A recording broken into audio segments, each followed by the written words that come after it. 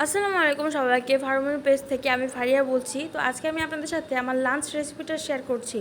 তো আমার লাঞ্চে আজকে যা থাকছে তা হলো ডায়েট খিচুড়ি। আপনারা হয়তো একটু অবাক হতে পারেন যে খিচুড়ি তো খিচুড়ি হয়, ডায়েট খিচুড়ি আবার কি। আসলে আমরা যখন ডায়েট অবস্থায় থাকি তখন আমরা সবসময় চেষ্টা করি যে লো ক্যালোরি খাবার এবং হাই প্রোটিন সমৃদ্ধ খাবার খাওয়ার।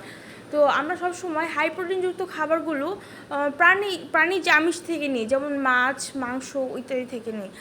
আর লো ক্যালোরি খাবারগুলো আমরা অলওয়েজ লাউ, পেঁপে, তারপরে মূলা, টমেটো, গাজর এসব থেকে পেয়ে থাকি।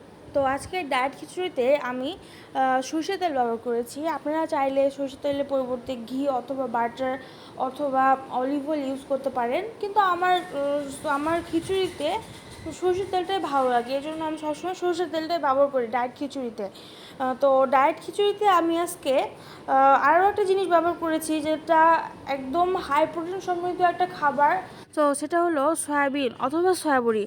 তো সয়াবড়িতে প্রতি 100 গ্রামে আপনি 40 থেকে 42 গ্রামের মতো প্রোটিন পেয়ে যাবেন। এই জন্য আমি সপ্তাহে 1 দিন বা 2 দিন সয়াবড়ি খাওয়ার চেষ্টা করি। তো এখানে আমি কিছু সবজি অ্যাড করছি, আপনারা দেখতেই পাচ্ছেন। আর আমি আমার খাবারের লো ক্যালোরিযুক্ত সবজিটাই সবসময় মানে খাবার তালিকায় রেখে দিই। কারণ আমি লাউ, আমার বাসায় লাউ ও পেঁপের পরিমাণটা বেশি থাকে, কারণ লাউ ও পেঁপে অনেক লো ক্যালোরি খাবার। আর সবজি কালারফুলের জন্য আমি একটু গাজর ব্যবহার করেছি, বরবটি ব্যবহার করি, এগুলো লো ক্যালোরি খাবার। তবে লাউ আর পেঁপেটা বেশি লো ক্যালোরিযুক্ত খাবার।